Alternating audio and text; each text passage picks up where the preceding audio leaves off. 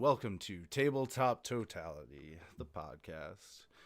For the first time ever, we have guests on with us, and we would like them to introduce themselves. Sure, I guess I'll start. I'm Autumn. I write under the name Autumn Birt, and so I'm a fantasy author. Oh, geez. You left it such an open table of everything I could talk about. That's the love. You should have made this. I should be introducing Jesper, my writing partner. That'd be a little bit easier because I know what to say about him. All right, so Jesper Schmidt is going to be joining us, and he is my writing partner and cohort and creating awesome things over at Am Writing Fantasy. And he's a fantastic best-selling fantasy author as well with, between the two of us, we have, 25 plus books now. So we're constantly... A lot of books. We have a lot of books. The stack keeps getting bigger and bigger every year.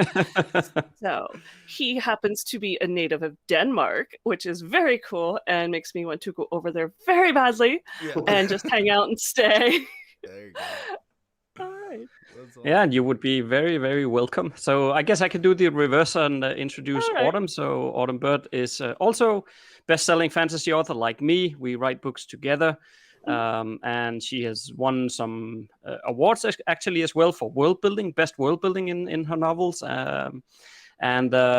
She's written like a multiple number of different series spanning from some epic fantasy. Also, she recently released some urban fantasy in a Fae series, which is quite cool as well. And at the moment, we are co-writing in a new world we've created together called Elysium, which we have just released a very, very first short story set in that world, which, by the way, people can pick up if they're interested for free. It is on amreadingfantasy.com, so it's completely free there if people want to pick that up. But that's the first story ever set in that setting, and we have plans to release multiple books in that world. We purposely built the world to be extremely big, so we can keep exploring. Yeah, no, that's the best way to do it. That's how you do it.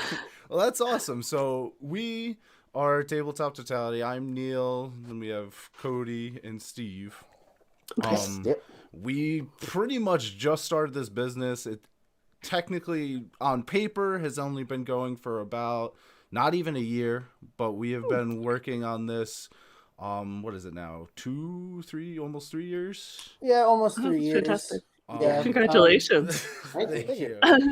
And we're pretty much just been what we really strive for is to creating content for a lot of tabletop games. So right now it's really focus on Dungeons and Dragons and such influences that we've had since such a young children. So it has been really great to give back into that community. We just released our first half of a whole adventure book that we've been creating. Sweet. So Nice. we take the same step in making this big world that we have that we call Dracuva, and that we have only focused in for this adventure on one city that's called Thistledown. So we have a bunch of stuff that we're creating for that, and so we just released that PDF for free to allow people to go. So we're just hoping once we get this whole thing together, it'll be a released book. So it'll be our first published book altogether. So. Right. That's so cool. We want to set it up so it's a module so that basically anywhere on the continent you could go, there would be adventures for people to partake in. But it's also open enough so that if you just want to use the setting and not the story, you can. Another part of what we do for our business is we like to give back to our community. So we try to we raise money for Extra Life, for Children's Miracle Network of Hospitals. We've only been in business for like what we said, like a year, but we've already raised like $2,000. That's fantastic. Yeah, and we just we put some of our adventures out on like Reddit, and people will comment and they'll say, "Oh, the kids at my school really love this game, or they love this adventure," and then we'll send them like a care package of like D&D books and dice and stuff. I love so that's also part of what we do as well. Yeah, because a lot of us, like, for especially Cody and Steve, because they went to high school together. We all went to the same high school, but I am several years younger. My older brother who was friends with them, and then I became in the whole tabletop gaming group as that younger brother. But both of them had a teacher who would introduce you guys to D&D and into Magic the Gathering. Oh, cool. That's so cool. Yeah, and he used it as a way to, like, you know, to be like, okay, it's cool to have a hobby like this and to express like your fantasy, like be into that kind of stuff. But he also used it as a method of, okay, well, if you want to do this stuff, you have to pass your math test. If you want to come and play Dungeons and Dragons later, like, you can't skip your paper. You have to go and write that, you know? And it worked. And so we're just trying to repeat that, you know? That's brilliant. I'm just so impressed you had support from your teachers, because I think we're probably close to the same age bracket. And when I was going to school in the 80s, I was in Pennsylvania in a very Bible Belt area, and that whole D&D is the devil's spot. I was panic. Oh my gosh! If it wasn't for a friend, if it wasn't for a friend who moved a lot, like almost every other year, and came in with all the D&D Dungeons and Dragons books and wanted to be a game master, I never would have gotten a chance to play, because no one from the community was allowed to touch the books. But in all honesty, that rumor probably did more for D&D than you realize. It's like great advertising. Well, that's like most, you know, I'm a heavy metal fan, you know, so like the band Slayer, right? Everybody freaks out about Slayer, but if you talk to the members of Slayer, they're like, well, why do you do this? Like, well, it sells, like, that's right. You know, like we look big and mean, and that's why people like it, you know. So. They're really soft and fluffy, you know. They're totally one of the nicest bands I've ever seen live, you know. That's awesome. But hey, we should get started on our off the table questions. So we'll roll right into that. This will be really great. Definitely go explain anything as far as you want. Go into any big stories, because that's what we love.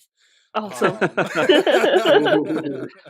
So I'll start with the first question, and this will go for both of you. Do you have a favorite medium of, like, taking in fantasy or whatever it is you may love? And if so, what is that medium? Do you want to start, Autumn? Yeah, and you know, my off the cuff, I wanted to say writing. I love reading. I've been a big reader all my life, but honestly, I think art. It really, I started drawing when I was 4. Some of my earliest memories were like drawing horses and stuff. So I always wanted to be an artist, and I gravitated to the artwork on fantasy books more than the author, and so I'd be following the artist. I'm like, oh, he did that cover, I want to buy that book. I don't care what the back says, I would just buy the book for the cover. Thomas Canty was one of my favorite artists, in any book he did, and because of that, I discovered some amazing authors I wouldn't have read any other way. So I would say fantasy artwork is definitely my portal into enjoying it. That's awesome. And I still have my Dungeons and Dragons, the original, like, art book of because the fantasy series. It's super cool. God. Those oil paintings, they were fantastic. And that red box set, the original, like, 2nd edition with the red box with the dragon on it and the Hoard of Gold and stuff. I still like that one. It looks awful in today's standards, but I still love it. It's got that charm. It's got it's a classic style. Definitely. Yeah. I think for me it has not completely changed over time, but I initially, way back then, it was really reading as well. I loved reading the Dragonland stuff. That was really what sucked me into fantasy originally. Later on, read Lord of the Rings, the Silmarillion. I like that too. I know a lot of people hate that because it's so dense in world building, but I like it. We love it. You'll always be accepted here. Well, I think this, you guys and the listeners here, we are like a small bubble of enthusiasts. Most people don't like that stuff. They'll be like, Silmarillion, oh my God, that's horrible. But I love it. We'll take that. We'll take that headache from reading that. Yeah, indeed. But I think over time, though, I've really started to as well, because I love reading, but I also read fairly slow, not slow, but fairly slow. It takes me a while to get through a novel. So nowadays, where the production value of shows on Netflix and Amazon and so on have really up their game, and they're doing fantastic work on fantasy shows nowadays. I really like watching stuff there as well, because it's faster to consume, and I can go through quite more in a quicker pace than I can reading. So I think nowadays I try to do both. So, but I do really like the good shows on the different streaming services. No, there's no doubt that the level of movie making and just production value has gone ridiculous. It's amazing. It's crazy. As long as that director doesn't botch it, it's a it's right, a really good way. But that's, indeed, that's awesome. So then, I can't wait until they release the next Lord of the Rings stuff on Amazon. I can't wait for that. I know for so long. And I'm hyped for it, and then part of me, like deep down, is still really worried because it comes out I know what you mean. I'm just gonna. I'm concerned. But I think it also has $1 billion budget. Exactly. Which is insane. They know they can't mess it up, so everything's going into it. Fingers crossed. Yeah. Need me some new, Lord of the Rings memes going about. Hopefully. Yeah. So question number 2, how did you become involved in this what a lot of people are coining nerd culture? As we know it today, what was the first thing that really drew you into it, that made you stay? Well, aren't we born into this stuff? I think so. I feel like I was. Yeah. No, I don't. As I said before, for me initially it was reading Dragonlance that really got me hooked. Then I had a friend who knew somebody else who was then playing Dungeons and Dragons when I was like, I don't know, 10, 11, maybe something like that. And then I was asked at one point if I wanted to come along and join. And I was like, yeah, sure. I had no idea what it was really. But I don't know. I've just always loved it. And I love the possibility that you have, you can create whatever you want, right? Yes. And I've always loved that. And you're not bound by any modern technology in terms of, well, a mobile phone can't do this and that. Well, we have magic. We can do whatever we want. So I like that. That's awesome. So, and for me, I had discovered a short story on dragon impression by Anne McCaffrey in like 7th grade. So that's a little late for coming to fantasy, but I grew up in, like I said, rural Pennsylvania, farm country. It's amazing. I found something with a dragon in it anywhere in the library. And that got me going. And then I think it was very soon after that, my one friend moved in and he brought all of his Dungeons and Dragons books and we just shared them around between the 4 of us and eventually played a little bit. But I also, it was the freedom of it and the inventiveness in such a society where I was living. I always say that I would not be the person I am today if it wasn't for fantasy books giving me a totally different perspective on the world and women's place in it and racism. I mean, considering where I grew up and who I am, I'm just like, this doesn't work. But I love it. And that's why I write now. I try to give that back to maybe a new generation. But I have to admit, when I studied abroad in college, and I actually chose the University of Manchester in England, partially because they had one of the first live action role-playing groups.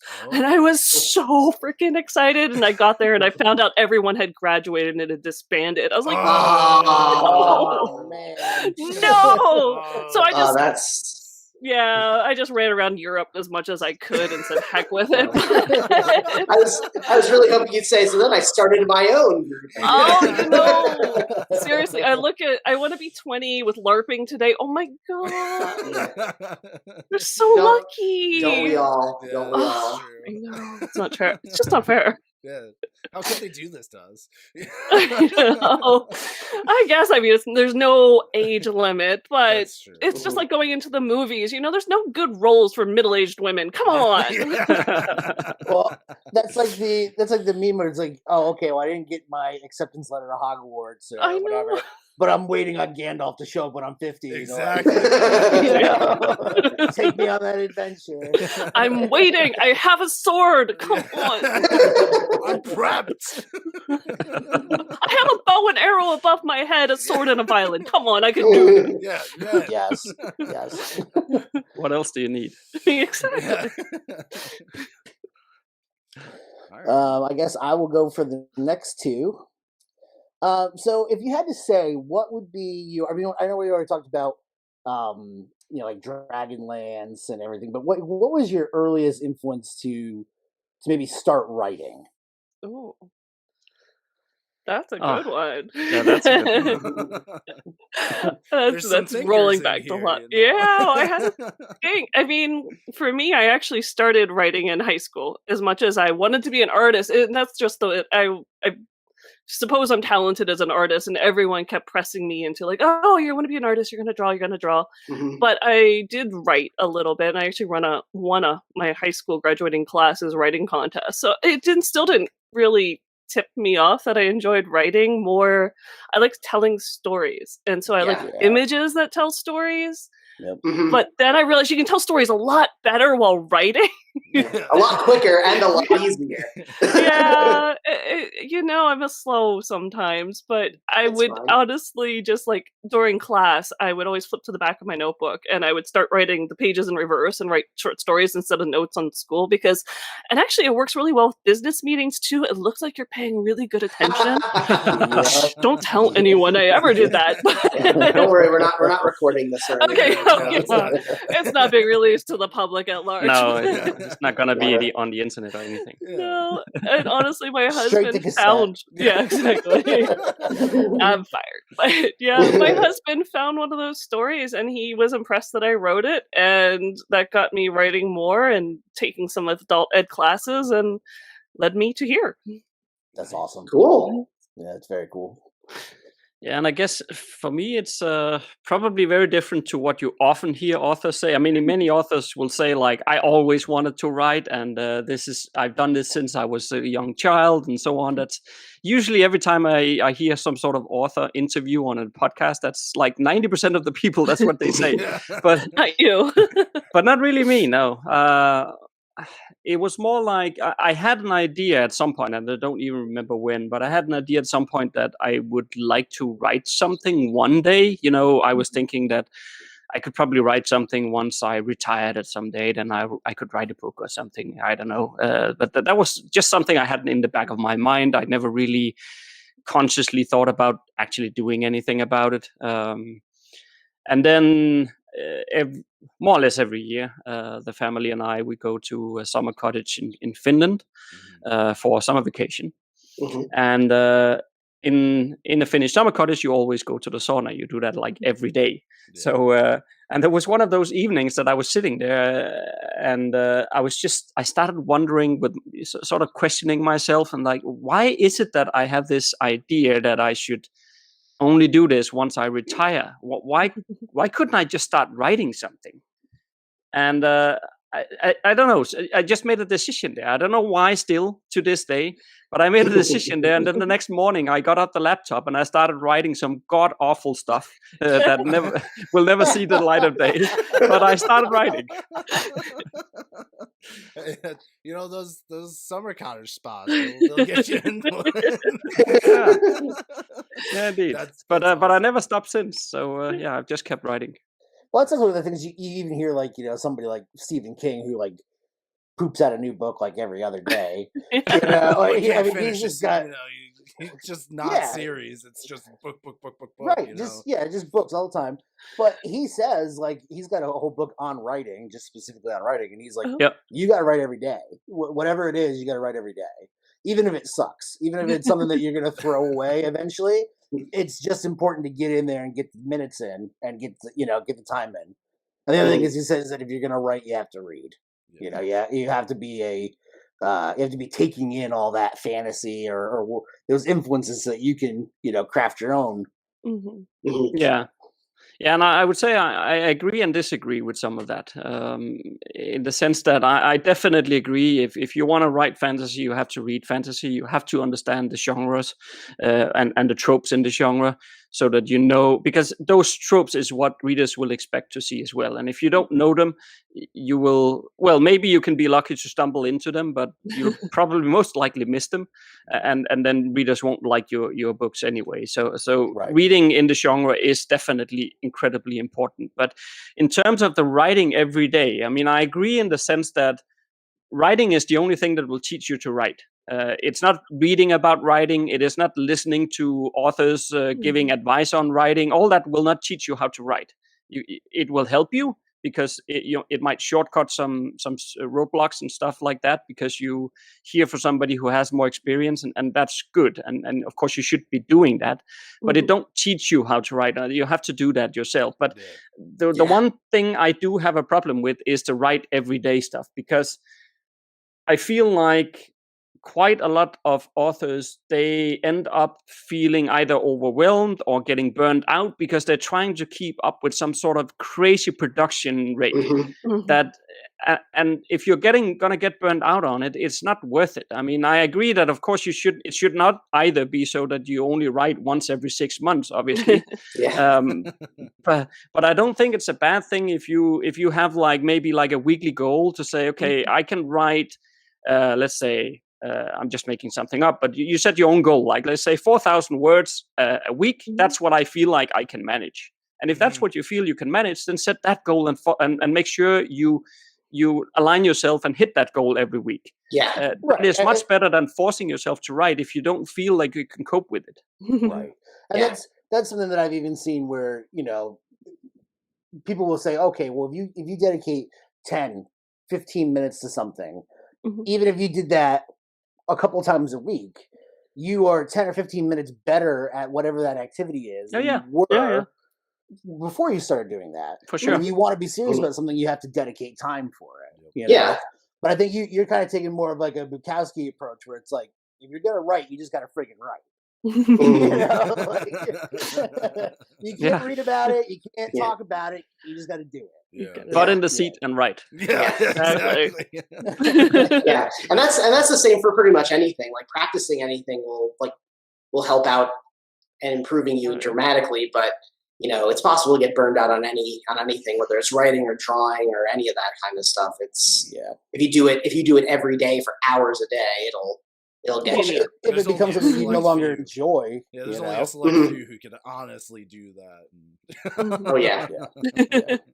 A lot of it also has to do with practice, of course. I mean, the more you practice, the more words you can produce a day, and without feeling like you are overworking yourself. But so some of it is practice, but still, I think you just need to. Especially because you mentioned before, Stephen King, for example, pooping out a new book every week or whatever. Right? I mean, but the problem is that if you start comparing yourself with those kinds of authors, there are authors out there. Lindsay Buroka is another one. She can write 10K words a day. So she can usually put out a new 100,000 word fantasy novel once a month, and that's awesome. That's great. She can do that. For her, it doesn't feel stressful. But the problem is that if you can't do that, or even if you're starting out and you're comparing yourself to that and trying to achieve that, it's like you wanting to start running and you're comparing yourself to somebody who runs a marathon, and right now you think, I can do that. Right. You can, but you have to train it, right? And it's the same thing. And I think that's where we need to be careful that we don't overwork ourselves and in comparisonitis mode. Yes, absolutely. Yeah, I agree with that.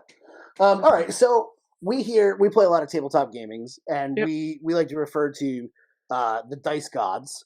The dice gods are, if you get a natural 20 on something, the dice gods are smiling upon you. If you have failed and your character dies, well, the dice gods determined it was time for you to go.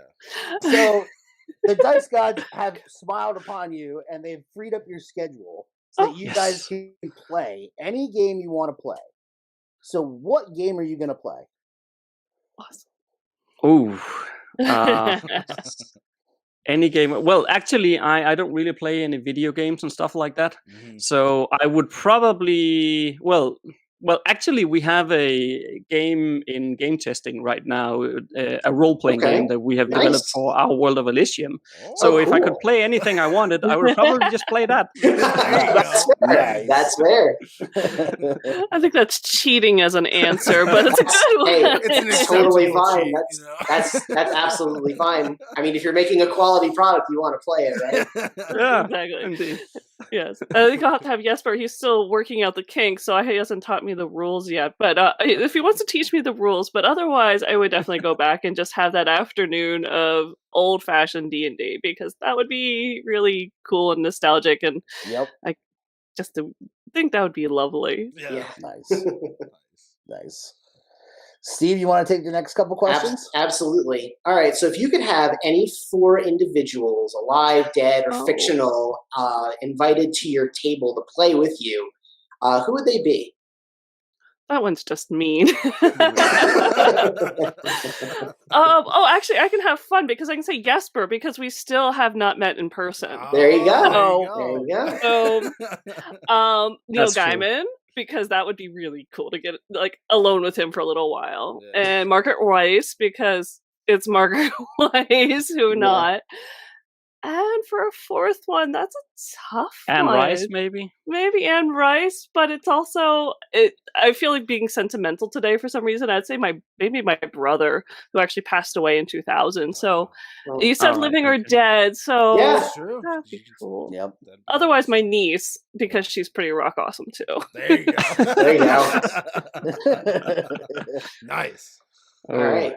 That's a tough one. Yeah, I think I would love to pull in some fictional characters. Couldn't we do that? Couldn't we play with some fictional ones?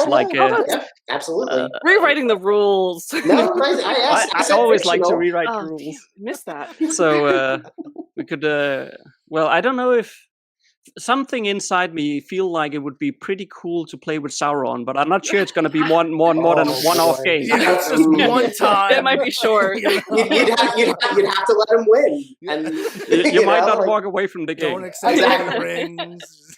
Yeah, I think that's a game that would just keep on going, maybe without you knowing. Yeah. Oh my god. Just don't borrow dice from him because you don't know what he's done to those. No. Oh, that's true. Yeah. I'm rolling so many 20s with this. This is incredible.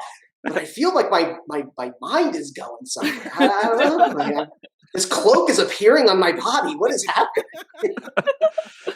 Yeah. Raceland would be cool too.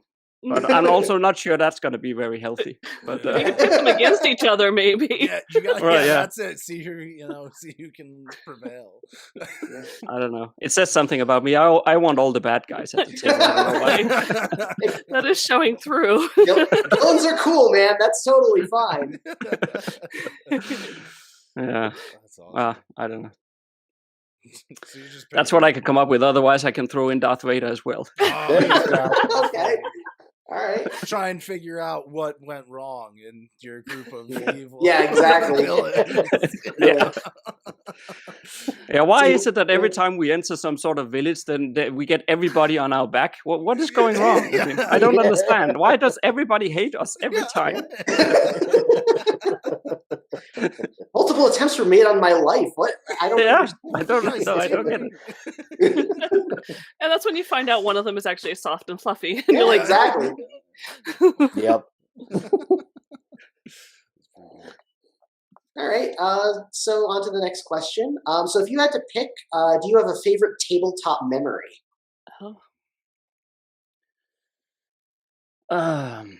That's a good one. I'll actually jump in with this one because one of mine is when we're first setting up characters and just learning the ropes with D&D. And the Dice Gods were loving me. I don't know. Oh, Jesper and I joke that I might be slightly fey because I tend to destroy electronics and other things. I just either have the best luck or the bad luck, and otherwise there's no luck. So. Nothing in between.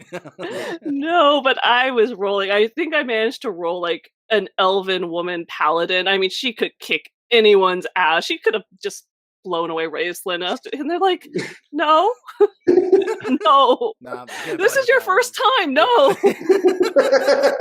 So I still smile at that one, going, huh. Yeah, it's kind of it's awesome when you get into a game like that and you're like your first time in and you just knock it out of the park. Yeah, but then it's like, well, can I do any better than that? Yeah. That's not how to start. Time to retire. Hang him up, boys. Yeah, I think as well the first memory of the role-playing game, created the first character, and I had no idea what I was doing, so I was just told by the other ones, create a warrior, that's the most easiest thing, and I'm like, okay, fine. And I just remember the scene where we had to fight some bad guys. I don't really remember what happened, but it was in the city, and I was on a roof, and then they were fighting in the street. And I still remember this feeling because remember, I was coming from board games, and even back then there was no video games or anything. So it was just, you were used to board games, and you could move from one field on the board to another field, and that was sort of it. And I was sitting on this roof with my character, and I was asking the game master there, can I like jump off the roof and just like point the sword downwards and then attack him? Like, and he said, yeah, sure. And I was like, really? I was just mind blown by, can I just do whatever I want? And yeah, pretty much. Yeah. What? The box was open for you. Yeah, it was amazing. That is really cool. Yeah. Alrighty, so I'll pick up a couple now. When role-playing, are you most interested in the story, or do you like to just hack and slash, just get in there and get the business done? Oh, absolutely the story for me. The story and the character development is what I enjoy within role-playing games. I mean, I do think it's nice once in a while that there is a battle or something action going on. Once in a while, I do think that's cool to have at least maybe one instance per session of some sort of battling going on. But for the most part, but it also comes down to the players at the table, because if half the players are not able to carry let's say the character development pieces and just want to do something else and fight all the time, then it falls to pieces. Yeah. So it's probably also to a large degree, it's also a question about what is it that the group really wants and trying to find some common ground, because otherwise it doesn't really matter what you want. If the rest of the crew is not aligned with that, then it's not really going to work and you're not going to enjoy it anyway. So yeah, that's part we talk about, all this stuff is it's collaborative writing, it's collaborative storytelling, so if you don't follow at least that agreement of we're meeting together to do something together, if you're not going to follow that, things are just not going to jive. Definitely. I want to be coy. I guess that is the face side of me. It's like, oh, hack and slash. But yeah, after 2 million words and 5 series, it's the story. Yeah, it's the story. Well, we have a longtime friend of ours. He's been playing D&D with us since we were little kids, and I've been running a game now for 2 years, and he wanted to jump in, and I said, oh man, I got all this story, I got this huge world, I have all these things that you could jump right into. We could make something for your character that'll fit. And he was like, Cody, all I want to do is be big, dumb, and hit things with a sword. He's like, I'm so tired with work. He's like, all I want to do is just be a brute with blow a sword. Off steam. Yeah, and I was like, all right, man, and that's his character. Yeah, That's cool. I mean, each to his own, right? As long as they can work together, so that one person doesn't destroy it for the other one. So, every time somebody wants to role play with the innkeeper, and then the big brute just comes and slashes the innkeeper apart. It's just like, what the fuck? I was just talking to the guy. After I finish my interaction, you can do that. Yeah, and I've definitely found myself being the quiet, dark figure in the back of the pack, waiting everyone else does their thing, and then you're like, zap. Yeah. Okay, I'm done. You're like Aragorn. Aragorn in the corner of the inn, just sitting there. Exactly. Every once in a while, yeah. I'm definitely an introvert, and I've had jobs where I was definitely all right, you are the leader, and you're going to be leading this group of 200 people during this PowerPoint demonstration, and blah, blah, blah, and you're like, I'm going home, and I'm just blowing up a world, and that is what I'm doing tonight. That's what saves me from all this. That's all you can do. Yeah. That's pretty good. So next question, have you ever had to or felt like you had to defend your love of something nerdy or your participation in a gaming activity? Well, I guess, well, yes and no. I mean, I think we've all probably experienced those scenarios where somebody asks maybe, what you're reading, it could be, or if about the role-playing game that you play a role-playing game, or anything like. I think nowadays, at least when, as we talked about before, with the main streaming services, Game of Thrones, all the stuff it's becoming a bit more mainstream to watch that kind of thing. So I think there's less judgmental people out there about that, but still, I mean, you can still get the eyebrow raise if you say something like, well, I like the role-playing game, or I like to, or even for us, we write fantasy novels. Sometimes when I meet some people and they ask what, so they learn that I'm an author, and then they say, what do you write? I write fantasy novels. And then some people would be like, oh, okay. But so in some sense, I guess you could say, well, feeling like I don't really ever feel like defending it. I just don't care. If that's what they think, then they think that. And because entering into the conversation, you're not going to win the conversation anyway. If they made up their mind, they just don't like it or whatever. And then, well, that's fine. Let's talk about something else. Because I mean, like if you're like, I'm an author, and they say, oh, what do you write? Do they expect you to say like, I write algebra textbooks or something? Like, I don't know. The reaction to that, Well, that's like if you're writing a role playing system, you're kind of writing an algebra textbook. That's correct. Fair.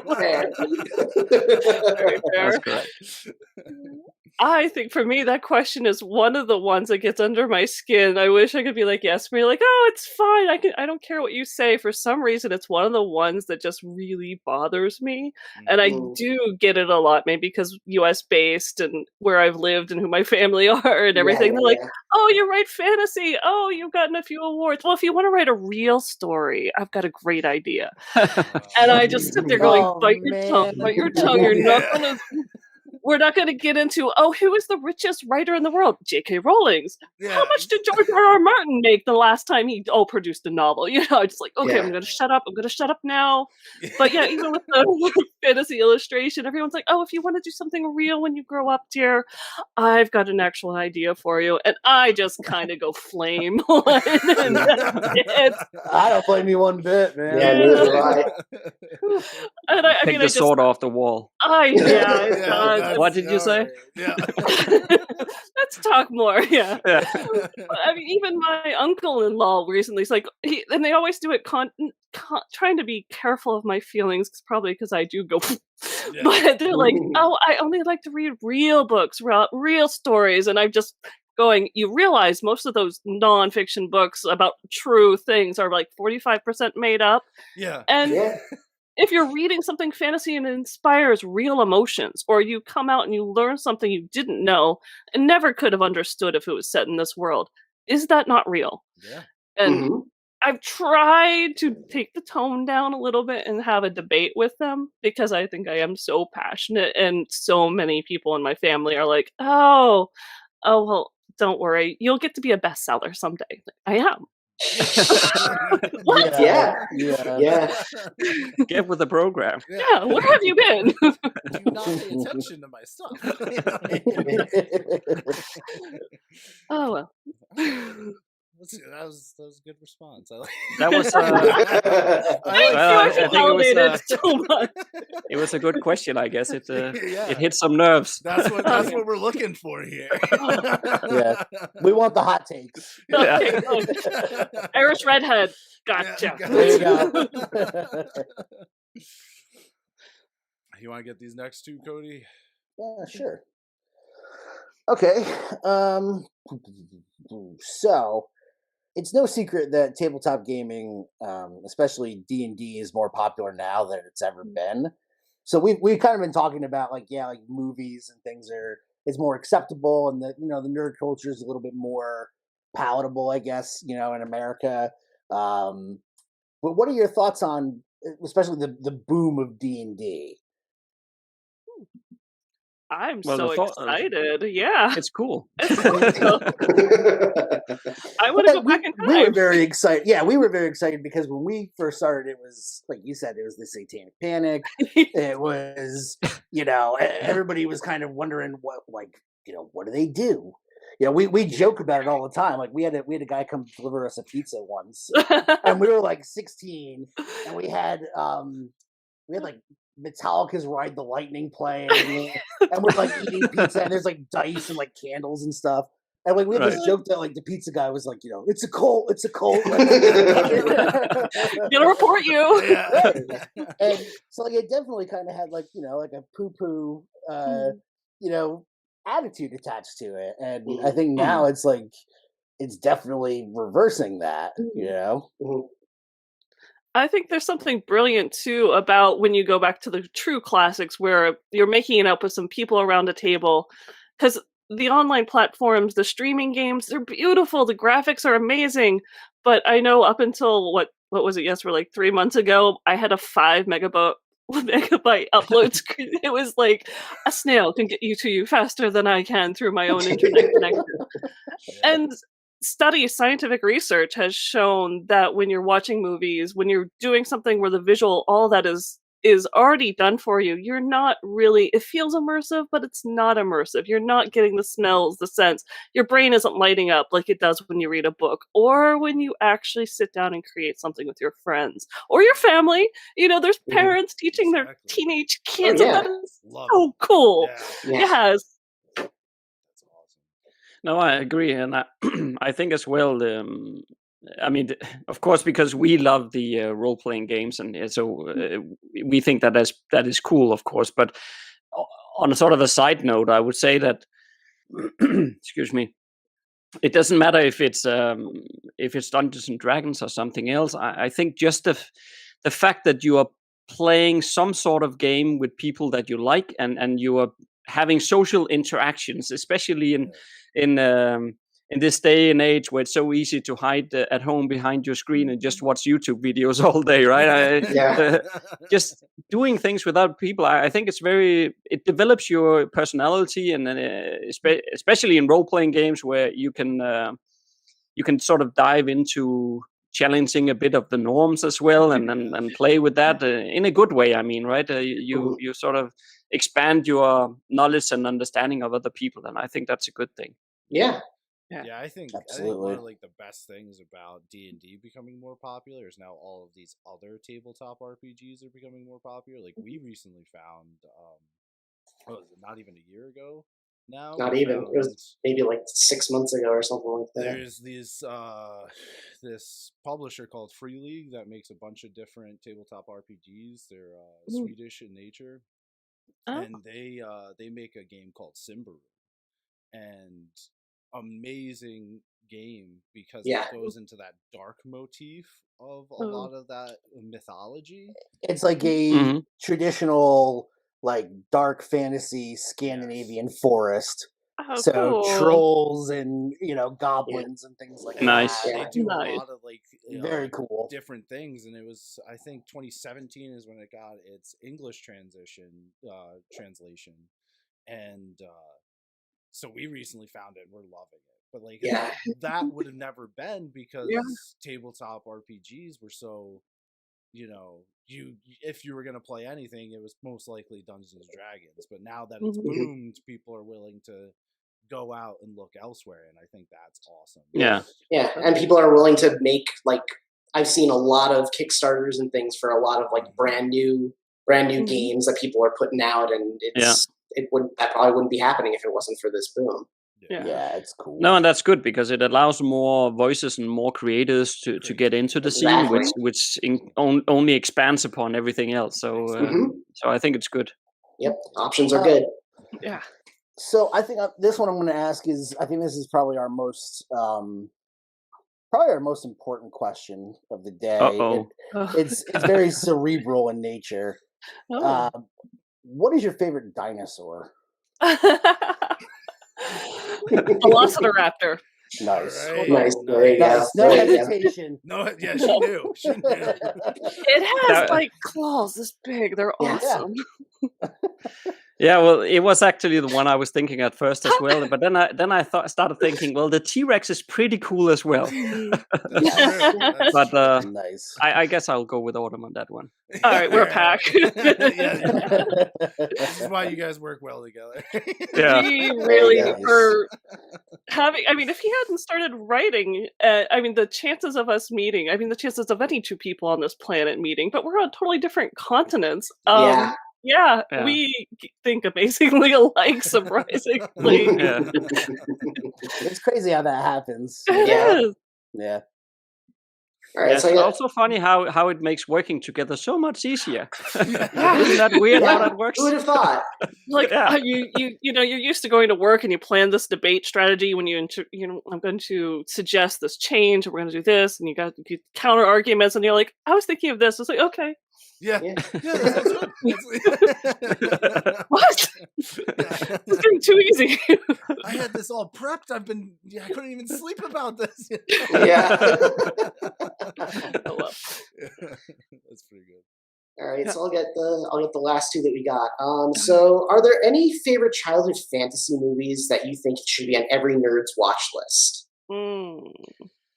My childhood fantasy movies you probably want to stay away from because they are absolutely awful. I mean, the production value of that was terrible. You're not going to scare us away. Yeah, man.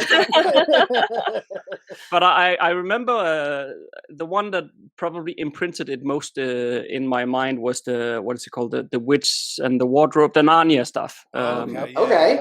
And Witch in the Wardrobe. yeah, and I think, if I remember correctly, because this is a long time back, so bear with me. But if I remember correctly, I think actually it was a cartoon. I think I don't think when they were in the real world, it was real people, actors, children actors. But then when they entered Narnia, as far as I remember, at least it was all drawn.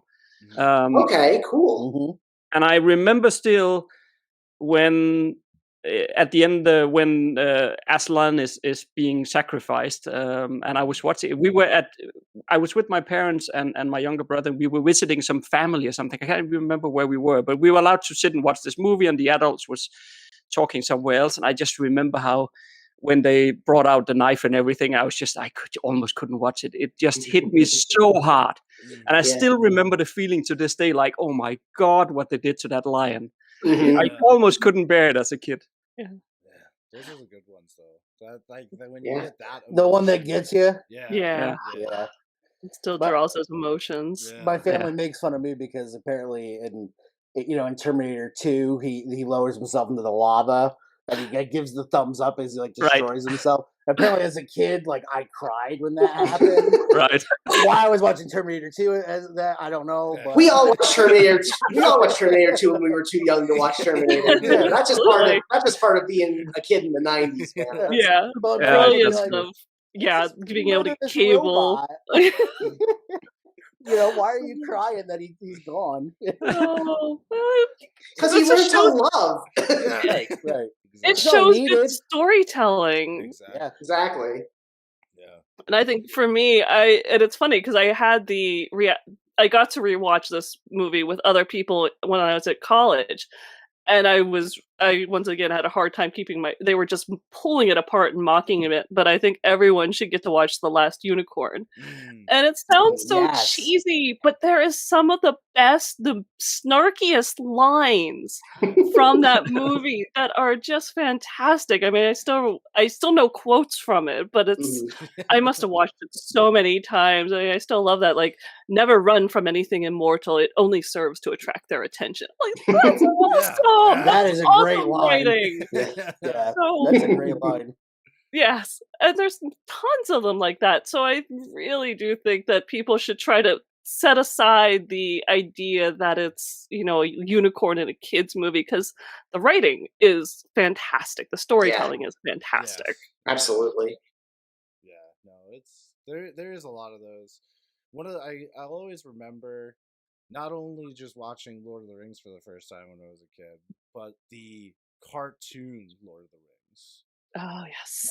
Yes. That's like, and you look and back the animated at it, Hobbit. and the animated Hobbit and all of that stuff, and it like seemed like as close as you could get to like an acid trip by some of like the weirdest color splashes that are like even possible, and like trying to watch it like now, you're like, how did I even watch this as a kid? But it still like invokes that great memory, you know.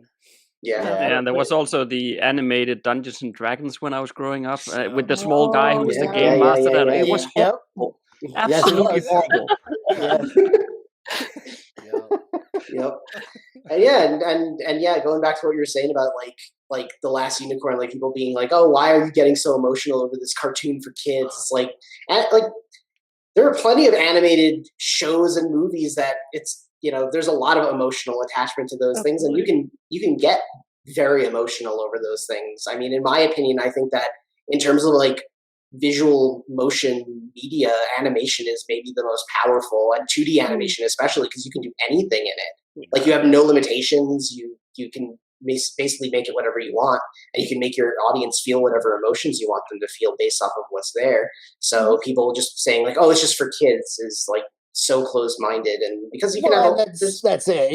You have to open your mind to say, okay, I'm going to take myself out of my current situation and put myself in this film or in this book or whatever, and I'm going to get invested in it. Yeah, I'm going to take it for what it is instead of trying to, sit there and analyze everything and well, this is for kids, or I can't watch it, or that's all just silly. I don't know. Regulations on yourself. Yeah. Well, no, but that's true. Yeah, people yourself in to be themselves because of a lot of societal impact, right? Yeah, so, correct. And so that's kind of sad because here people, you can enjoy it in your own home, but then you go and try and like, hey, I saw this really cool thing, and they're like, oh, that's animated? Ugh. you're like, come on, this is better than what you just watched on Netflix that had no input on it. Yeah, exactly. It goes back to your previous question around feeling like you have to defend being a role-playing game, or like to read fantasy and stuff. It's the same thing, right? Yeah, exactly. Yeah. Yep. All right, so for our last question here on this segment, if you could have any superpower, what would it be and why? Oh, I know this one because we've played this game with my kids so many times, and I keep saying a superpower. I at least I categorize this as a superpower, but Autumn always says that I'm cheating, so I don't know. But I'm interested now. Yeah. But and then every time I say it, people don't quite understand why I will pick that one. But I would pick immortality. And then whenever I do, everybody always tell me, why do you want to do that? Then everybody you know will die, and you'll sort of see the end of the world at some point or whatever. And I don't know. I just feel it would be awesome. I don't know. I mean, you're definitely going through like some crazy things, which is absolutely. I think that's cool, and that's kind of one of the things I always liked about like you guys had mentioned like Anne Rice before, like her vampires. Yeah. And I would love that they were just like, Lestat gets pissed off and he goes and he sleeps for 200 years. Yeah. And he's like, I had one bad interaction, I had a bad day, I'm going to take a 200-year nap and I'm coming back. But it was kind of cool to just be like, to be in that world, but also be basically outside of it because you're always going to be there. Yeah, like true. This current society, these people that are here, this is all going to change one day, but I'm still going to be here. And that's kind of cool. Indeed, and Lestat, I think Lestat also at some point just concludes with himself that I don't like this century here. This is crap. So I'm going to go sleep for a while, and then I'll wake up and see if things has been better. If not, then I'll go to sleep again. It's just like you wake up in the century, you're like, oh, this is cool. Okay, cool. I'll stay for a while. This one, So I think I would go with time travel, assuming it comes with being able to interpret the language or in the culture wherever you end up, because I love history. And if I could go back and see like the library in Alexandria, but the 3 times it burned, and just there's so many places in the world I want to see where it came from and how it became what it is. Yeah. And I would have so much fun doing that. I've always complained I was born now and there's no swords, there's no dragons, blah, blah, blah. I keep saying I'm in the wrong story. I don't know how I ended up in this world. It's we're totally going dystopian, post-apocalyptic, and I asked for fantasy. Yeah. Or sci-fi, I could go 100 years in the head and go on space travel, or find out there is a post-apocalyptic dystopian fantasy and just skip the future. Go back to the past. But yeah, I think that was amazing. Yes. And there's so many places in the world that have amazing. The Incas were such an interesting culture. To be able to go back and actually see what that was like would be brilliant. Yeah. I don't know if you. I don't know if. Yeah, I was just asking. I don't know if you guys listen to Dan Carlin's Hardcore History sometimes, but that is an absolutely amazing podcast, and he has the most amazing podcast voice you will ever listen to. It is so incredible cool.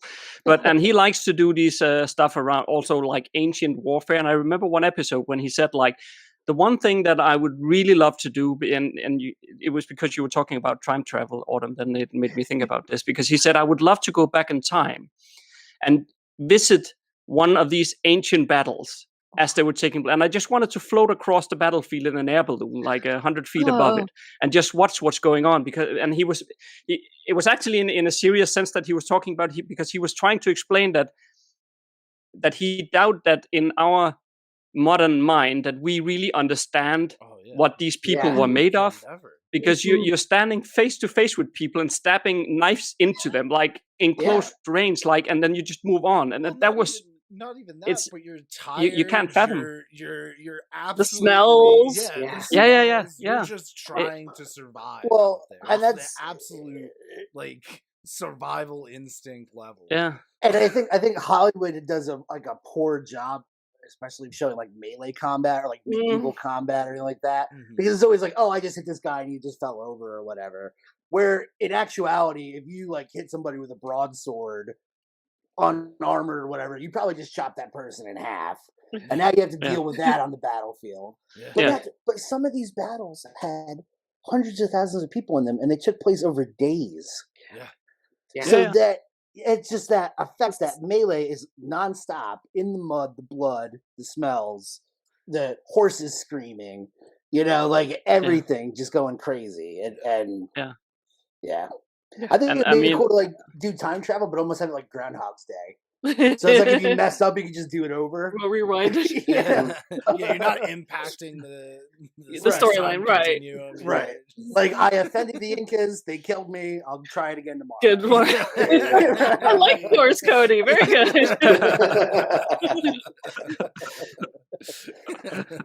That's pretty good.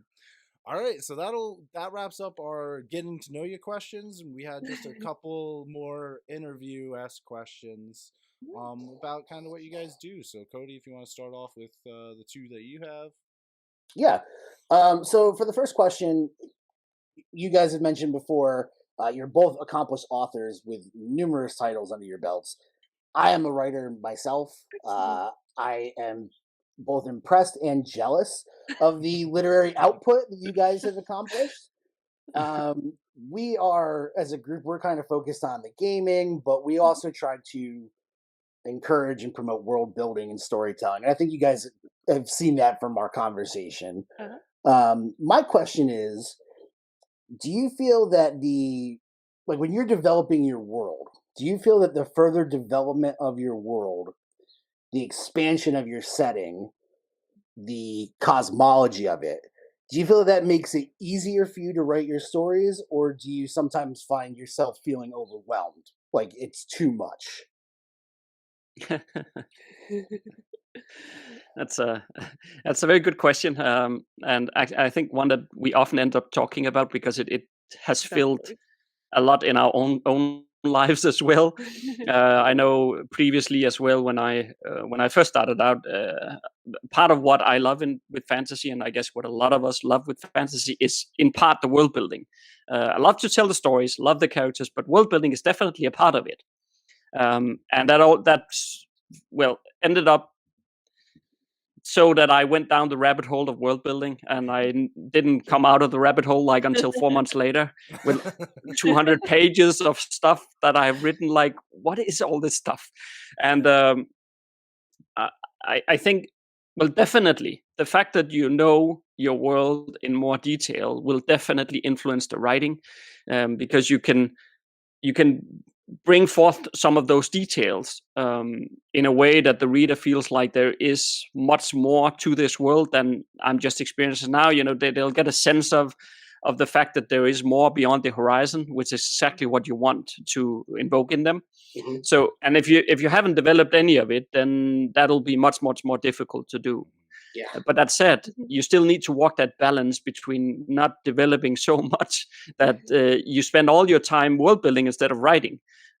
So, and that was actually why we tried to put together like a world building process for ourselves to say, okay, how do we ensure that we have enough so that we have a good foundation to build stories upon, but we don't take 3 months developing the world building stuff, right? So, and we tried to find that balance, and I guess we did the same thing as many other people do. We went on the internet and we searched around to also for inspiration stuff, like, and you can easily find lots and lots of websites that gives you tons of like inspirational questions. Look into this, but I think personally the problem for me became, well, that's good, but if I have to answer all of this stuff, I'm never going to get done. There's so much. It's like, that's wonderful, but so we tried to basically take the stuff that we felt like these are the elements that are most useful.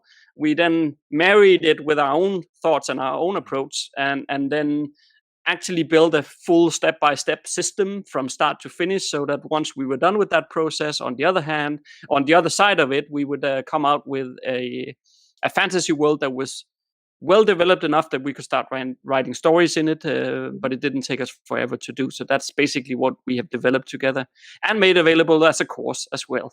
Yeah. So definitely. Awesome. And I think part of the challenge is we both, I mean, it was funny because when I started my first world, I did very little world building, and I wrote the whole thing and then realized, oh, this sucks. I can do so much better. And I went back, and it was useful in some ways because then I realized how much world building I needed to do because I knew where all the characters went. And it was sort of that growth of, oh, I don't need to know much about that because they mentioned it like twice. So you just do like 20% over there, but you spend most of your time down here, so you develop that a lot more. And then when Jesper and I started writing together, we just, like he said, we came at it, and I came from the too little, he came from the too much, and we kind of met in the middle as usual, and created this other system that we could write together and create worlds together, and it works, and it was awesome. And the neatest thing is that at the same time, you develop your story, and you develop the characters that go in the story, so that at least the races, the culture, so that when you do write, it is so much more rich. You don't have to go back and rewrite everything like I did, or you don't spend so much time world building you never write. It's sort of perfect. You end up with a world that's unique, that's interesting, with a story that fits into it like a puzzle, and you're like, oh, this is cool. This is really cool. So yeah, and that's something that we've talked about a lot in regards to like storytelling and like a role-playing game, where we try to say that for the person who's developing the story, as well as the interaction with the player who's participating in the story, that you are kind of crafting that together. And it's important for the storyteller to leave certain things undefined, certain things not shaded in, so that the player can come in there and make it theirs, make a part of it theirs. Yeah. And I feel like that's the same, like when it comes with writing, like in my experience, it's been, okay, well, I can allude to something, or I can mention something from the past without having to go 100 pages into detail of what happened. And the reader will get a sense that, okay, this place is much older than, or this world is much more lived in than the current offering, you know? Yeah. You're exactly right. And what you're mentioning there is exactly also the most difficult part to do. But you're completely right in what you're saying. Yes. I actually keep a quote. One of my favorite writing quotes is paint with the words you leave unsaid or unwritten. Because you have to remember, you have to leave room for the reader to develop, or the other character playing. It is an interactive, even as a writer, it is interactive with the reader. You're creating something, you're sketching it in, but they're going to flesh it out and make it theirs. It's never going to look exactly like how you visualize it. That's what's awesome. That's what makes it magic, is that it has to happen when you two meet. Yeah, absolutely. Yeah. That's definitely one of, I had to, so I write poetry, and I write poetry, I write fantasy, and one of the authors that most, I guess, helped me with that show me, not tell me aspect would be Raymond Carver. And Raymond Carver, his poetry is like so succinct and short, but it has such a punch. So you get like this tiny little thing, but it'll knock you right on your ass. And it's like, that is such good writing, to me. So I see what you're saying when it comes to that. Like, it's like, don't, let the player or the reader get in there and start filling in some of the blanks. Yeah. Yeah. And then for my second question, so after viewing your websites and reading the information about your course, both of you speak about writing as a means of full-time employment and being able to set your own schedules and goals. How did you make the transition from the average 9-to-5 job to become full-time writers? Right, I still do both. So I'm still maintaining a day job and writing. So and that's of course Autumn can talk to the transition there, of course. But when you're still doing both, that is a challenge. Yeah, because right now, and it often comes down to. Oh, sorry. Right now, that's very similar to like how we are, because all three of us still have like your regular day job because we're trying to build something. So. Yeah, true. And it really comes down to prioritizing. How bad do you want it, and making sure is it better to get up at 5 a.m. and write for 1.5 hours, and then that's what you do. If you want it bad enough, then that's what you do. And then of course it's also a question about how much do you need to replace your normal day job income, and that buys a very different for different people as well. If you only if you live, let's say, more sparse or whatever, then you can easily replace it and start writing full time. Whereas for somebody like me, I have quite a lot to replace, so it's not going to happen. Maybe at some point, I don't know, but it will require some serious stuff. I maintain both, and it's going well for a couple of years now, so I'll just continue for now to do that. Man, got the happy balance. I don't know how he does it, because I'm writing fantasy is not a small job. No, you have to. He's so good with his time to be able to fit in things, and has days that are insanely long. And I remember those too, because yes, I had a full-time job. I was upper level with the USDA, and I'd be working all day, go home, and they would expect, night meetings and everything else. And there were days I could write 15 minutes. There were days I could write 45 minutes. I have a husband, and I had hobbies and other things, but to juggle that all was stressful, definitely. And I gave up time of doing things until it became an issue at times. And that's really, to me, when I won't say I had fully, again, like Jesper, I had a high-paying job, so it wasn't like it had fully filled that niche, but it was growing, and I just hit that wall where I said something has to give, because I was writing and releasing series. I had started Am Writing Fantasy, what became the seedlings of Am Writing Fantasy. I did my first online course for students in 2015, and so I had done that. I'm like, this is awesome. I want to do courses. I want to help other authors, so I started building a self-paced course. And I had my husband. We didn't have kids, but we have our dog, and we had hobbies, and I have family, and I'm a daughter. And it was finally like, you know what? I just can't. Something's got to go. And it's right. We had to think about it, and we decided it was my job. And so I gave my notice so that my 42nd birthday was my last day of full-time employment with my job. Nice. Brought my dog into the office, which you were not supposed to do, but what are they gonna do? Fire me? Yeah. We have pictures of my dog tied with balloons and an ice cream cake. Nice. Me walking out the door. So we had to juggle some finances. We had all of our debts paid off, and we couldn't have done it unless we were at that stable position where we knew we were okay. But my retirement was like called a 3-legged stool, and I just yanked a leg and said, "This is mine now," because God knows what the world's going to look like in 40 years. Frig it. I'm going to enjoy life now. There you go. And yeah, we took off on a 4-year, 100,000-mile road trip. That's and awesome. it was brilliant, but it was also hard because I wish I had actually stayed stable a little bit longer so I could have built the online platform a little bit more. It was hard to write and travel, but literally when my husband and I met, one of our first things was like, oh my God, all I want to do is travel. So it took us 18 years to finally get there, but we finally did and got it out of our system. It never goes away. Give me a backpack. I got my sword. Yeah, We can go tomorrow. I'm looking for the portal for the other world. There you go. Has sword, will travel. Yeah. Exactly. But I do think it's one of those important things that things are not linear. Just like Joanna Penn often says, you start this, you build this, you create, maybe you can finally leave your full-time job, but that doesn't mean you're done. You still have a big business. There's times that I do freelance work as well. I am a graphic designer, so I do book covers. I'm not just a full-time writer. I do a lot of other things. There's times I picked up a job once just because I was somewhere and I'm like, oh, I'm going to work at a cafe for a little while because it's a change of pace and we could use a little extra money. It doesn't mean you're a failure. Life is about changes and choices. And so, you might pick up. You pick up something here. Exactly. It makes it so much nicer because here you go, you're putting yourself in the world. Many older writers used to travel so much to experience all those different cultures, to experience what it would be like working as in a cafe.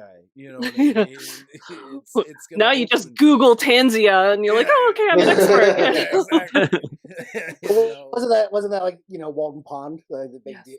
It's like I'm leaving the city and I'm going to go build this little cabin and live out there, and I'm going to write about it, and that's what the whole book is. Exactly. And I'm living it and I'm writing it. Definitely. Yeah, that's really cool. Yeah. All right. So I'll get the next question or two. So we are in the realm of publishing our own work. So we're going into that realm rather, and we are at the start of developing our first real published work, our first campaign setting. So we've developed a small following online, but we could always expand our reach further to reach more people in order to get our message and products out there. So as professional writers yourselves, is there any advice that you could give to us or our audience in regards to getting work out there and making people aware of it? Okay, the most obvious one, and then maybe I can add some less obvious ones afterwards, or maybe Autumn can, but the most obvious one is to tell you to go to amwritingfantasy.com.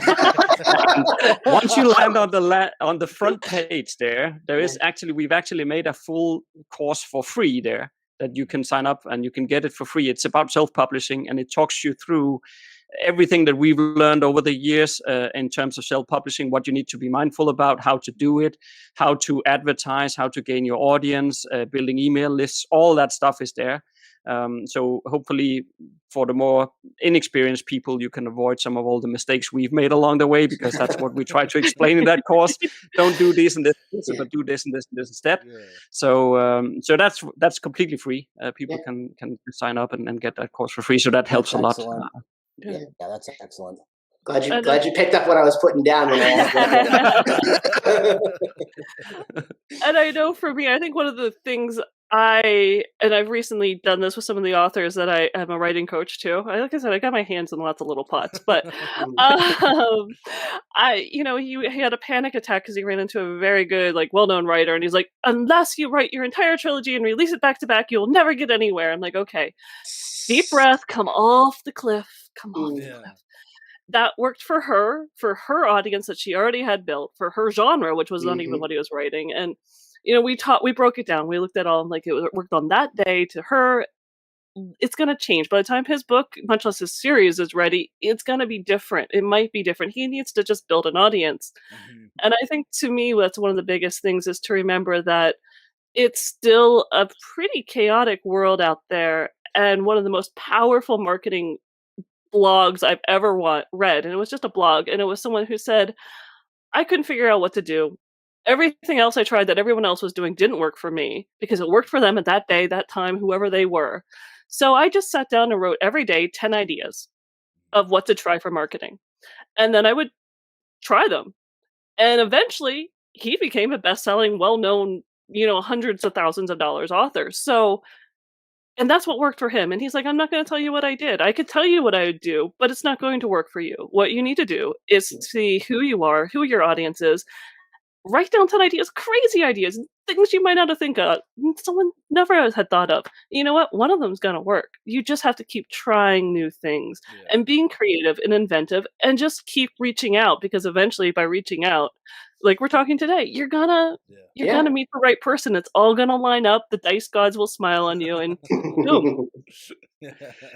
Nice. Yeah, that's true. And I think maybe just to add on to that as well, that there is quite a misconception out there as well, that people think it's the more followers you can get on social media platforms, the more successful you will be. But actually, social media plays a smaller and smaller and smaller role in terms of actually getting you. I mean, yes, you might have more people, let's say, in your sphere, but with how the social media platform works nowadays, for example, if you take Facebook as an example, most people won't see anything you post there. Because of how the algorithms are set up, and you have to pay Facebook if they should show it to them. Like the cornerstone of everything here is really to try, like Autumn said, try to find your audience, the ones that likes the stuff that you create, and get them on an email list. That is the cornerstone of it, because that's the only place where you can communicate directly with your audience and make sure that they actually see everything you're sending out to them. And then all the social media stuff, that's nice, but it's fluff. It is fluff. And then people spend so much time in creating social media profiles and posts for social media sites or YouTube videos, and all that is good. I mean, we create a podcast as well ourselves, and we release a new episode every week. But we in part also do just because we enjoy it, and we like helping others. We like teaching and just sharing our experiences. So that's what we do there. But on its own, if you compare the amount of hours we put into creating that podcast versus what we're getting out, we would probably be better off writing novels during that hour. But everyone gets to talk to each other, so it's totally self-interest for us to do it. But find your fans, get them on a mailing list, and treat them like gold, and that will help you out. And I think that's part of the thing. Like, even just for business, when we wanted to do something, we said we're going to do something similar, but we're not going to do the same thing as everybody else. We're going to be different. Right. We're going to have a comic strip and a podcast, and we're going to stream for charity, and we're going to do all these different things that other people are not doing. And not because we wanted, we did want to be different, but it's also because we wanted to do different things. Right. And there's no. Don't I think it's important, not to spend a lot of time trying to fit into other people's molds or other people's patterns, because it might not work for you. Well, not even that. If that pattern's already out there, now you're competing against things, or you're just copying it. Or you're just copying. So there's already going to be fans to that, so you're going to lose out on who's going to follow you. You know what I mean? Where if we've already become snobs with other other gaming groups. We're like, oh yeah, they don't follow that. They don't follow the rules. Yeah. But yeah, it's definitely good to just I like what you guys say. It's you just got to find what works for you, and you can't compare it to anybody else's. So I think that's really, really cool.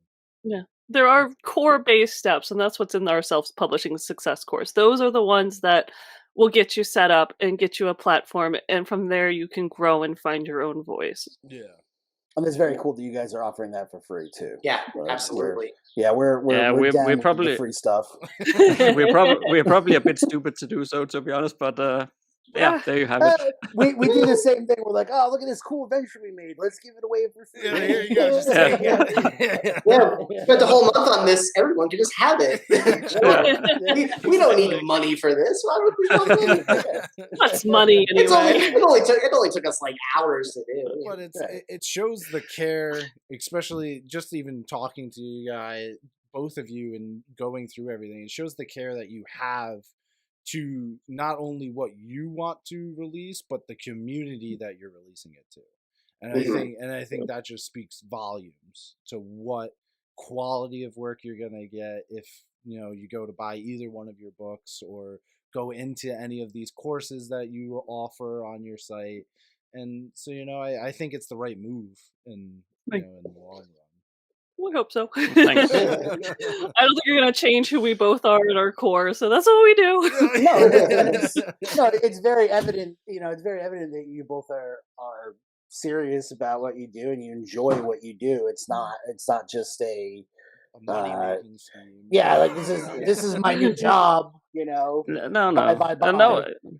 But you're right. I mean, of course, we do want to earn money from it. That's the only way we can sustain ourselves. So obviously, we are also trying to put out some free products to make people see what is the quality that we deliver, and if they like it, then they can go on and buy some of our stuff, right? But of course, that is the thought behind it as well. So it's not that we just do things just for the fun of it, but we also do it definitely because we love it and we like it, and that's otherwise what would be the point? Exactly. Right. And we understand that 100%.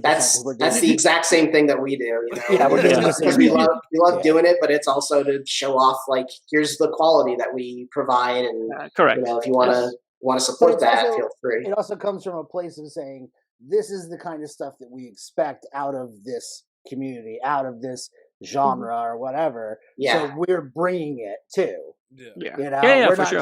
We're not just saying, oh, this is how you do stuff and this is how you whatever. We're also showing it, and I think that's obviously you guys are doing the same thing. Yeah, absolutely.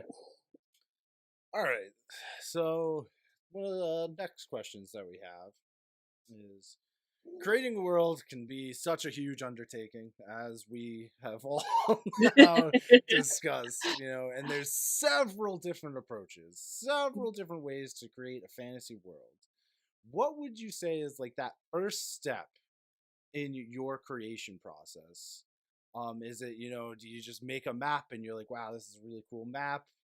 What would the world be like? Or, are you deciding hardships for the world?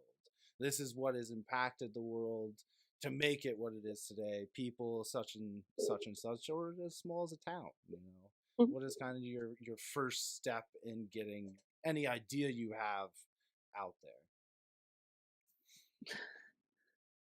I'll go. This is one of my favorite questions because I think it takes people by surprise. And we actually sit down and it's sort of a combo. One, we come up with a story idea because we always like to seed the story into the world.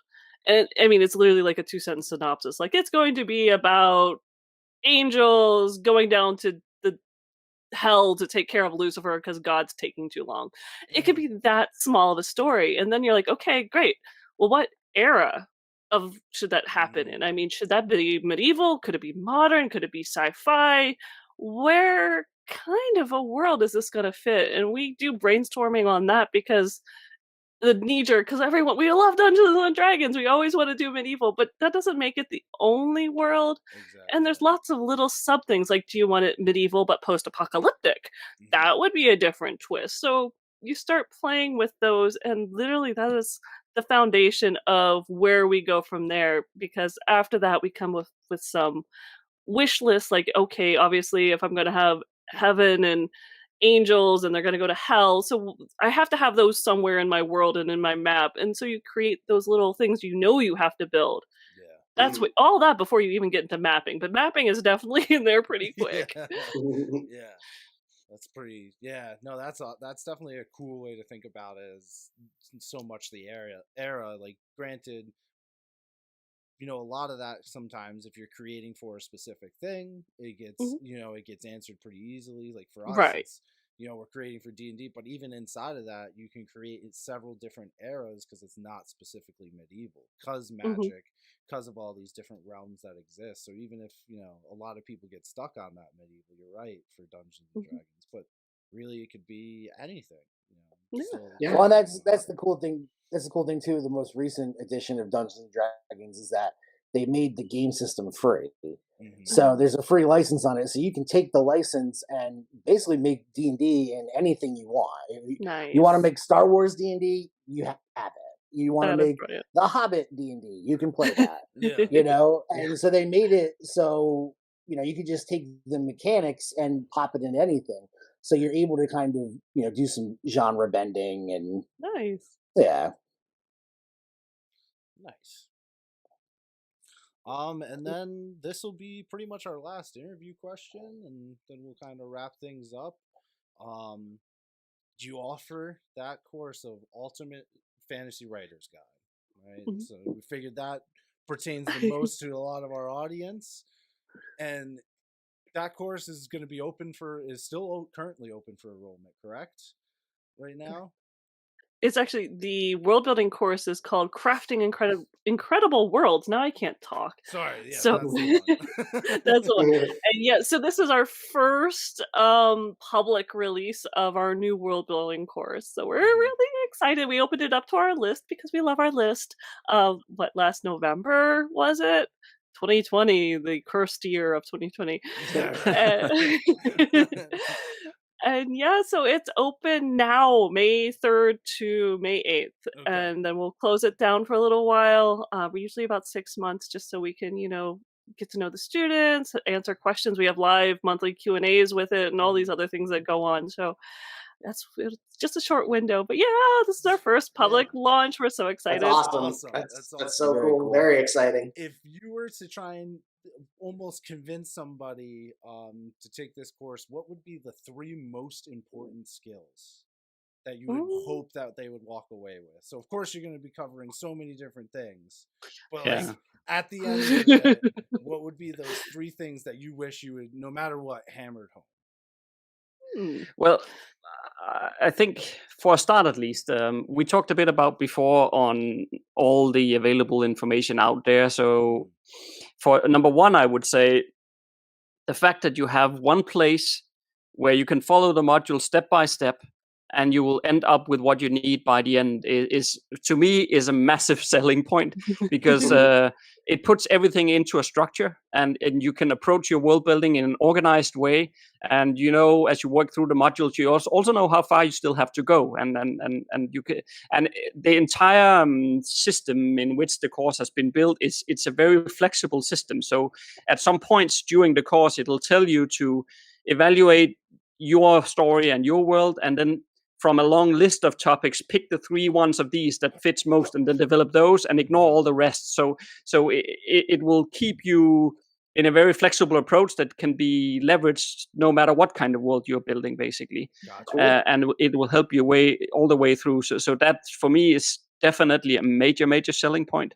The other part is, as Autumn just mentioned, it also comes with live Q&A sessions. Every month we host a live Q&A where students can join, similar to what we're doing here. They join on a Zoom session, and we just have a conversation where people can ask their questions, or if they need a bit of inspiration or inputs, then everybody can sort of just pitch in. What if you did this? What if you did that?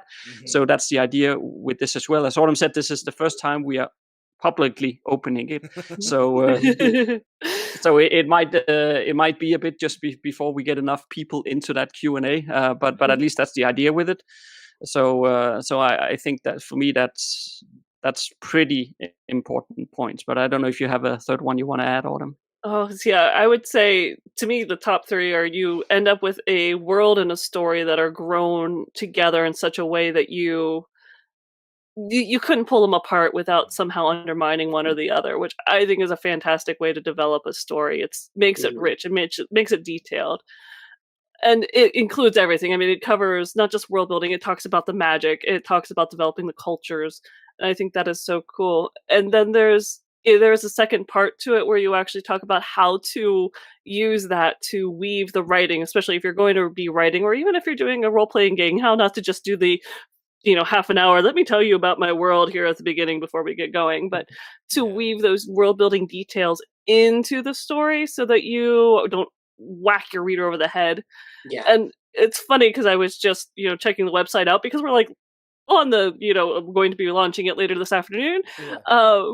And we always forget about this one module, which is module 9, and it's called Uniqueness Uncovered, which actually we did this huge research project of what the top 50 or 100 bestsellers. We looked at the tropes they were using, and we figured out this formula for reader comfort, like where the best worlds fit to make a story that becomes bestselling. You can't guarantee it's going to be a bestseller, but we did create this little formula, and that's in there too. I'm like, I forgot about, I forgot about this months of work we did. That's a lot of really awesome resources for a writer. Because I mean, I have one published poetry book myself, and I have a bunch of stories that I'm currently working on, but also doing this and working life. But I know firsthand, like, it can be kind of daunting, and to have all that, to have like that laid out, organized formula and everything, that really is going to help streamline a lot of things.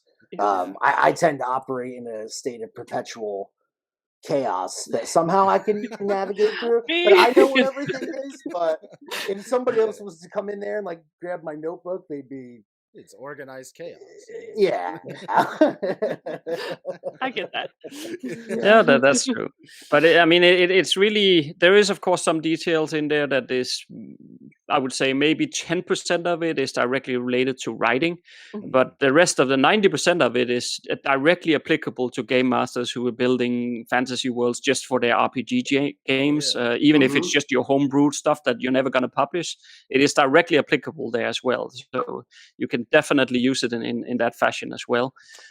So yeah, that's pretty cool. That's something that we do talk about as well, as we say that if you have a story in mind that cannot be, there's no changes that can happen to this story, that is not something that you should put your players through, because you've already determined everything. You should just write that. Yeah. When you want to create a story with your friends, that's when you should dungeon master. That's when you should create a world, together. Like, because if you've already got everything figured out and you already know who's got to live, who's got to, become the king or whatever, don't put your friends, your peers through that, because you're basically just forcing them to read your novel. Yeah. But definitely in real time. Yeah. This course sounds like it also, like, because I got introduced to D&D because when they got introduced, but I was, 6 or 8 at the time, so I always call myself, a wee lad. I always call myself like a dungeon baby. I was like birthed of it, but you get, like, I have found my methods of world building. Like, I have my plan, I know my formula, but for a lot of people, that is the most scary part of it. So, like, it's really cool that here you guys offer this course to help anybody. You go through, you give them, hey, this is the way that we usually lay it out, but it still has flexibility to, from what you're saying, to add your own, je ne sais quoi.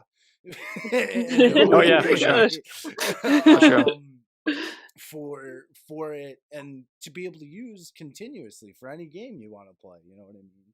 So I think that's really awesome to offer out there. It sounds like it'd be really cool. Well, like your question said, that we want to change that perception that's still out there, that fantasy is the light and fluff, the brain candy, genre. We need more awesome fantasy stories. We're just gonna overwhelm everyone else until it's like the only thing you can. There you go. This is the top now. That's got to be the goal. I love it. Sign me up. That's awesome. So unless there's really anything else you guys wanted to make sure you mentioned or anything.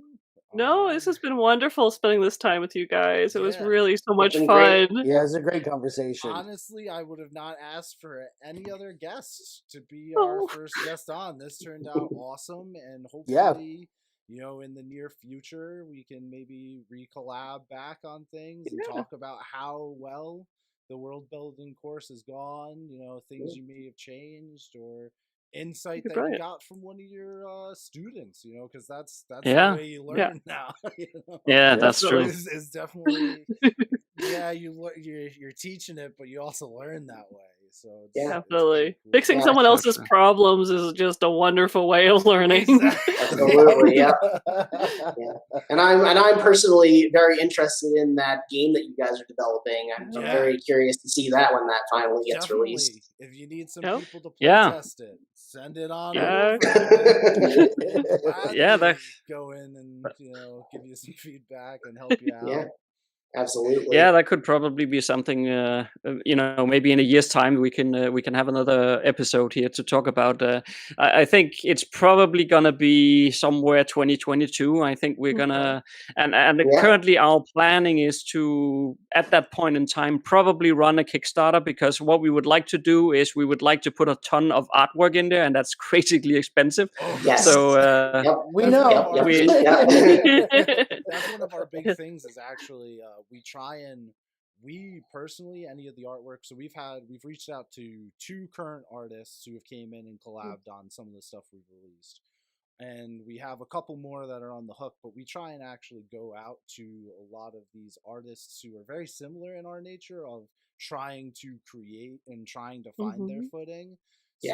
And it's a great way, because Steve's kind of our main artist. Us, me and Cody, we dabble in doodles. But Steve kind of dabble in the dark arts and doodles. Yeah. I like that. Is there a bachelor's program for that? We're trying to get it all set up, you know. Yeah.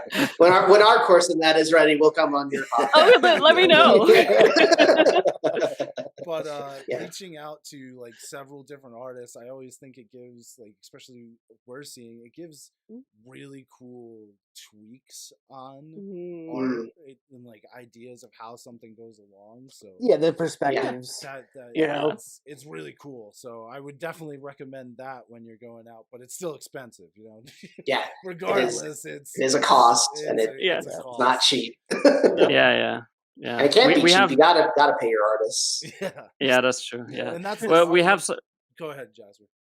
We have some artwork we already have developed or gotten developed by some artists. So and of course Autumn does some artwork as well with our covers and so on. But in terms of an RPG module or not rule book, I guess we should call it rather. Yeah.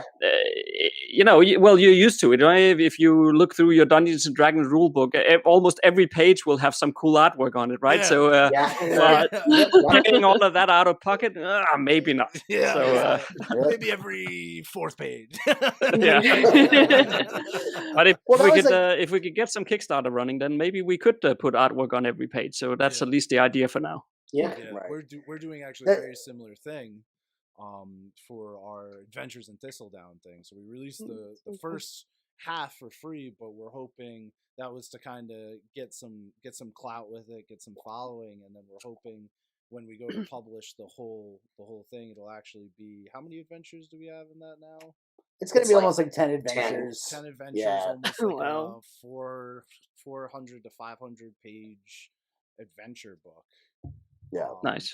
That's amazing. Together. So and it's just in one place on a continent. And so that's what we're trying to show people too, is like, hey, like, we want to keep going, we want to keep building this. That's awesome. So very awesome. We'll be putting out a Kickstarter here soon for that as well. Nice. But it's definitely, let us know when you need some people to test it. We love to. Excellent. We'll gladly learn a new system and absolutely play around and mess around in it. So, brilliant. We'll definitely do that. Cool. Very good. any last thoughts for Cody and Steve? No, I think this has been great. Yeah. Good Yeah. time. Yeah. It was fantastic. Really nice talking to you guys. A lot of good Yeah, you insight. too. Back. Yeah. Yeah, it was a blast of a time. You know, it almost didn't feel like at all that it was we've been recording now for like an hour and 40 minutes. Oh my goodness. It did not feel like that at all. No. And we'll make sure to put your guys' links to all of your content, your podcasts, your courses, right on in the descriptions for the videos and stuff like that. And other than that, we should be all set for recording. So thanks for everybody who decided to listen. Definitely go over to Jasper's and Autumn's website. Give it a check out. Browse around. Listen to their podcasts. If you're looking to publish something, they got that free course on do's and don'ts. It's very helpful. And they got the tools you need to succeed. Exactly. Thank you. And thanks for coming. Thanks for listening, and we'll catch you next time. Bye.